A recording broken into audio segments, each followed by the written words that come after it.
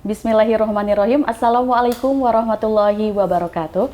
Apa kabarnya pemirsa TVmu dimanapun Anda berada? Senang sekali saya Rizky Nurul Ilmi kembali hadir menyapa Anda dalam program Catatan Akhir Pekan TVmu, yang setiap pekannya kita membahas dinamika keumatan dan kebangsaan dalam perspektif Persyarikatan Muhammadiyah bersama ayahanda kita Bapak Profesor Dr. Dadang Kahmad MSI, Ketua Pimpinan Pusat Muhammadiyah yang membidangi pustaka, informatika, dan digitalisasi. Dan pada kesempatan kali ini kita akan membahas mengenai wacana Hari Pers Muhammadiyah. Dan untuk informasi bahwa Majelis Pustaka dan Informasi Pimpinan Pusat Muhammadiyah dengan Suara Muhammadiyah menggelar seminar memperingati Hari Pers Muhammadiyah pada Rabu 23 Agustus 2023 di SM Tower Convention Kota Yogyakarta.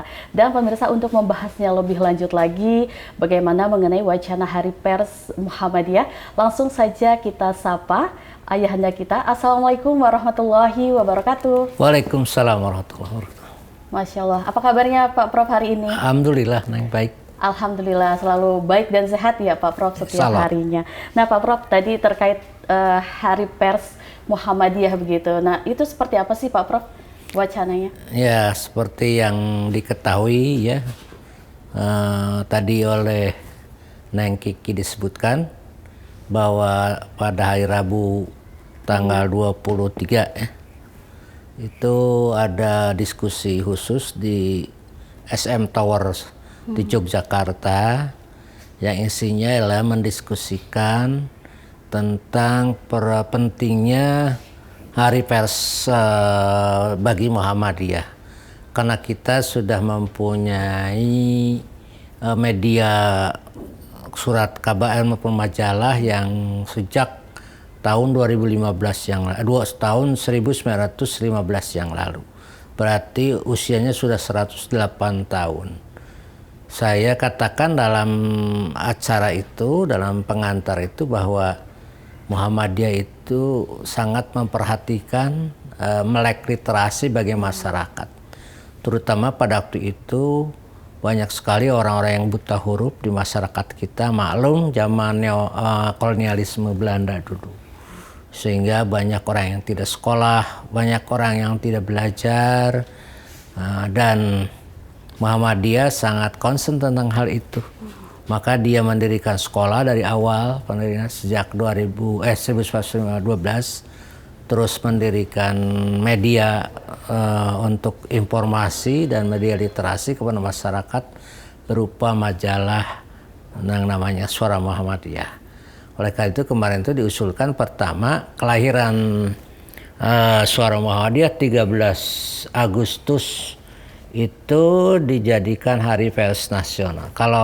Hari Pers Muhammadiyah. Kalau Hari Pers Nasional adalah tanggal 9 Januari.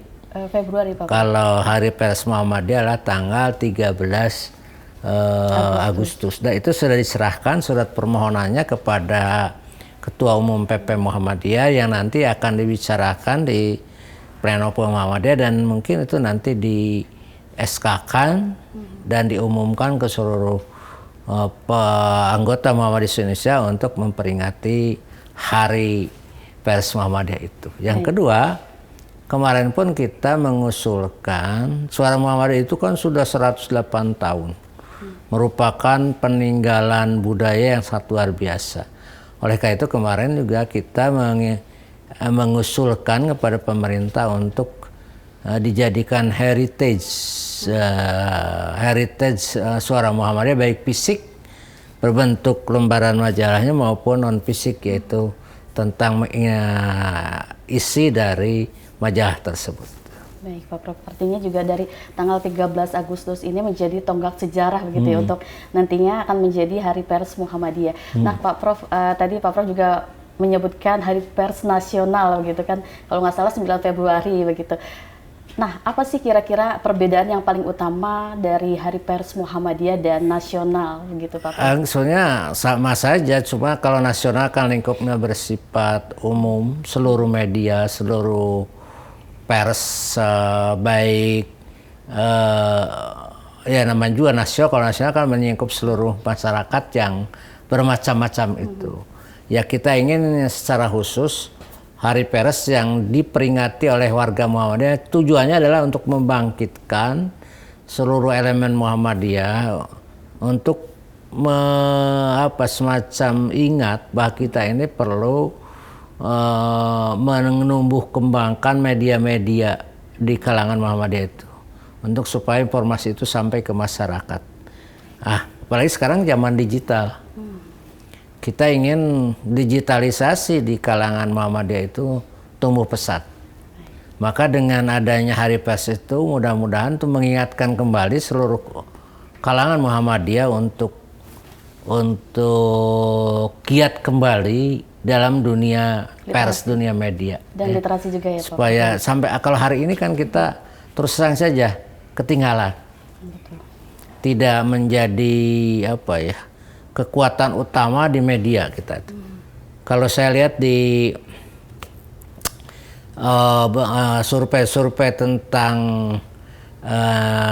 peminat membaca di media Islam, kita ini nomor 6. Nomor satunya orang lain, nomor 2 orang lain. Kita nomor 6. Ini juga memprihatinkan kita. Mungkin cara satu untuk membangkitkan kembali, mudah-mudahan ini menjadi tepat ya untuk pemicu orang-orang Muhammadiyah sadar akan perlunya media dan mereka mau menggairahkan Hari Pers Muhammadiyah. Baik Pak Prof. Intinya tadi lebih mengedepankan juga dan menguatkan budaya literasi bagi warga Persyarikatan Muhammadiyah khususnya ya Pak Prof ya. Pak Prof, kita semakin menarik lagi perbincangan tentang wacana Hari Pers Muhammadiyah. Namun kita jeda terlebih dahulu pemirsa, tetaplah bersama kami dalam catatan akhir pekan TVMU. Ya, terima kasih pemirsa, Anda masih bersama kami dalam program Catatan Akhir Pekan TVMU dan kita masih membahas mengenai wacana Hari Pers Muhammadiyah.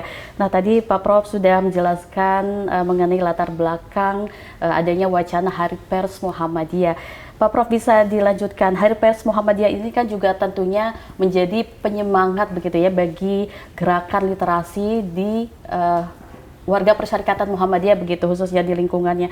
Nah, kalau bisa dikatakan hingga saat ini bagaimana sih Pak Prof tingkat budaya literasi di lingkungan warga Persyarikatan Muhammadiyah sendiri?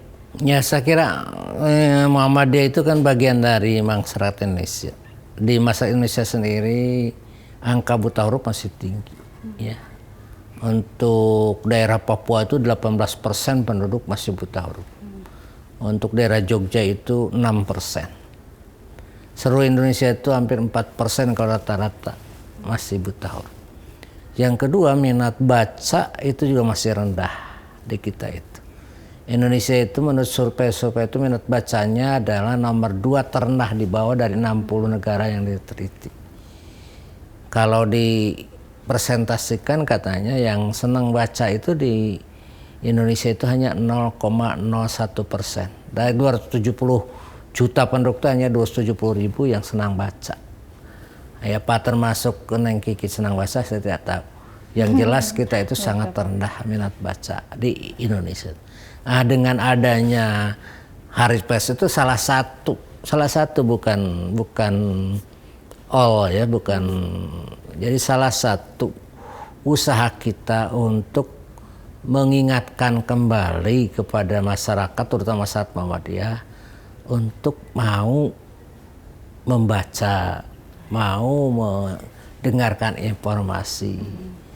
Apalagi informasi yang kita kemas itu kan informasi-informasi yang mencerahkan, informasi yang jujur ya, yang akurat. Nah, ini menjadi, itu alasannya itu, Neng. Jadi berapa persen itu orang Muhammadiyah yang buta literasi, ya saya kira ngikut saja ke statistiknya orang Indonesia. Jogja sendiri sekarang masih, tadi saya ikutkan 6%. Ya. Banyak sekali orang yang masih tidak sekolah. Ya. Tingkat pendidikan kita itu sangat rendah. 60% SD ke bawah. 60%. Yang lulus SMA itu 28, sekolah menengah itu hanya 28%. Perguruan tinggi itu hanya berapa? Sangat sedikit. Jadi, Nah, ini memprihatinkan bagi sebuah bangsa yang tingkat melek huruf, tingkat melek literasi, tingkat ketertarikan pada informasi rendah, ya susah gitu. Baik. Jadi setidaknya dari Hari Pers Muhammadiyah ini juga mengingatkan agar warga persyarikatan khususnya tadi melek literasi ya Pak Prof ya.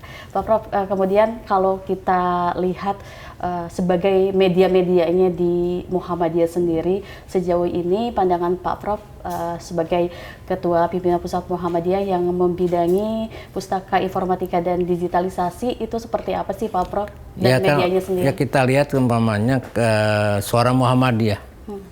Suara Muhammadiyah itu mempunyai pelanggan setia. Hampir berapa ratus ribu eksemplar tuh yang diproduksi. Dan disebarkan seluruh Indonesia. Terutama pelanggan-pelanggannya itu yang dipersebarkan. Terus saya tidak tahu apa itu dibaca atau tidak. Itu perlu ada survei. Apakah mereka hanya berlangganan itu karena dipaksa atau karena semacam tuntutan komitmen pada organisasi, apa dibaca atau tidak. Yang kedua, kita punya TVMU. Ini juga sebagai sebuah media ya untuk membangkitkan minat masyarakat untuk belajar ya. Ya segera TVMU mulai bergerak sekarang itu. Bandung sudah punya sekarang. Diharapkan kota-kota ibu kota Indonesia itu baik dari Aceh, Sumatera Utara, Riau, Jambi, Palembang, Bengkulu dan semua sampai ke Papua mempunyai studio-studio relay dari TVMU ini. Baik. Di samping Suara Muhammadiyah itu dan juga banyak penerbitan-penerbitan seperti tabligh di Sita ya. Di Jakarta maupun tiap-tiap provinsi. Ada juga yang pakai media digital kayak website Muhammadiyah. Kita punya beberapa website yang baik dikelola oleh pusat maupun oleh wilayah. Dan itu semua dalam rangka dakwah kita ya, memakai jalur media. Pak Prof, untuk pertanyaan selanjutnya nih dari Muhammadiyah sendiri gitu, dari Pak Prof sendiri sebagai Ketua Pimpinan Pusat Muhammadiyah untuk menjangkau masyarakat begitu terkait tentang media-media Muhammadiyah untuk mengembangkan dan menguatkan literasi, itu caranya seperti apa saja Pak Prof hingga saat ini selain tadi melalui TV Muhammadiyah juga? Apakah ada lembaga khusus yang memang dia meng-share begitu Pak Prof kegiatan Muhammadiyah? Ya kalau secara kelembagaan struktural itu Majelis Pustaka Informasi. Itu sebuah majelis yang bertanggung jawab terhadap penerbitan, terus juga terhadap broadcasting, jurnalistik dan semua yang berkaitan dengan pers, dengan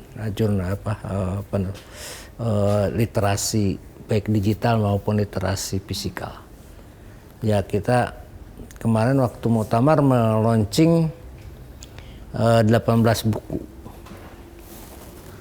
yang berbasis digital. Itu saya tidak tahu apa itu sudah berapa orang yang membaca, berapa saya belum mengontrol kembali. Yang jelas bahwa sekarang itu kan bangsa Indonesia itu bangsa yang melompat. Seharusnya dari budaya mendengarkan, budaya lisan, ke budaya tulisan, ke budaya audiovisual, ke digital. Ini mah enggak, dari budaya lisan langsung ke budaya audiovisual. Dari audiovisual sekarang ke digital. Budaya tulisnya itu sekarang tidak hidup. Sehingga sebenarnya kita sulit mendapatkan buku-buku bermutu di Indonesia. Karena kebudayaan nulisnya tidak jalan. Kitab-kitab kuning masih kita membaca karya-karya dari ulama-ulama luar negeri ya, dari India, Pakistan, dari Arab, dari mana-mana. Ulama-ulama Indonesia kan tidak produksi menciptakan kitab-kitab yang dibaca. Nah ini menandakan memang kita ini tradisi tulisnya itu kurang berkembang. Yang masih berkembang, saya penelitian dengan Monash University 8 tahun. kenapa di Indonesia ini tabligh akbar itu masih laku. Seharusnya kan sudah beralih dari tabligh akbar ke tabligh baca tulis. Seperti kalau di barat kan, Betul. mereka baca, tidak lagi ada di lapangan ya ceramah, nggak ada. Nah, itu menarik saya penelitian dengan Monash University Australia. Artinya memang selain ikhtiar tadi yang dilakukan oleh Muhammadiyah, tetap harus dijalankan survei-surveinya itu. Ya. Baik, Pak Prof, semakin menarik lagi perbincangan kita terkait wacana Hari Pers Muhammadiyah. Pemirsa, tetaplah bersama kami, kita jeda terlebih dahulu. Tetaplah bersama kami dalam catatan akhir pekan TVMU. Ya, terima kasih pemirsa Anda masih bersama kami dalam program Catatan Akhir Pekan TVMU dan kita masih membahas dengan tema Wacana Hari Pers Muhammadiyah. Tadi Pak Prof sudah banyak sekali menjelaskan terkait media-media Muhammadiyah dan bagaimana sih untuk menumbuhkan dan menguatkan kembali budaya literasi kita khususnya untuk warga Muhammadiyah. Nah, Pak Prof, terkait media sendiri sebagai nantinya Hari Pers Muhammadiyah, tentunya kan ada standar khusus begitu untuk jurnalisnya sendiri. Kedepannya itu seperti apa, Pak Prof? Ya, kita mungkin nanti akan ada kode etik ya, kode etik wartawan ataupun jurnalis ataupun penerbit media yang dimiliki oleh Muhammadiyah. Sementara itu kan baru ada Fikih Informasi. Ada juga Al-Ahaq Mesas Media. Dengan adanya Hari Pers Muhammadiyah ini, mau tidak mau ya kita harus membuat norma-norma, aturan-aturan yang berkenaan dengan pers, karena spesifik kan. Kalau orang lain kan pers umum. Oleh karena itu tanggal 26 itu kita kerjasama dengan Keminfo hari Sabtu untuk itu TOT tentang semacam ya kisi-kisi seperti bagaimana yang dianggap wartawan baik, wartawan jurnalis baik itu.